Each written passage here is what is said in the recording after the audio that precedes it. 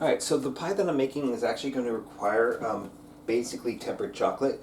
And so the thing to know about tempered chocolate is I've actually melted my butter stovetop and then I've removed the butter from the heat.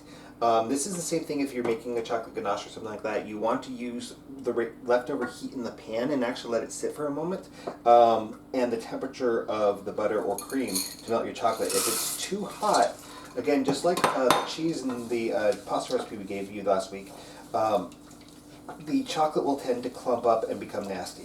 So really, we want this to actually be kind of a slow process. You can do this in the microwave, but I find that butters and chocolates and fats and whatnot have a tendency to pop and explode and make a huge mess, and then you lose a big part of what you're doing. So, yeah, I definitely always kind of prefer to do the stovetop, and you're going to get better results if you do it by weight, not necessarily by measuring cups and volumes. Because again, the chocolate chips and all that, they're going to have their shape, and the shape's going to have little gaps between all the chocolate chips when you put them in the cup, and so you're not going to ever get a particularly accurate measurement if you're just doing it by cups. Now, in this case, the recipe did indeed call for chocolate to be measured that way by cups, but generally speaking, I do prefer actually weighing things like chocolate and whatnot, just so I have a better result. Because sometimes, like my ganaches,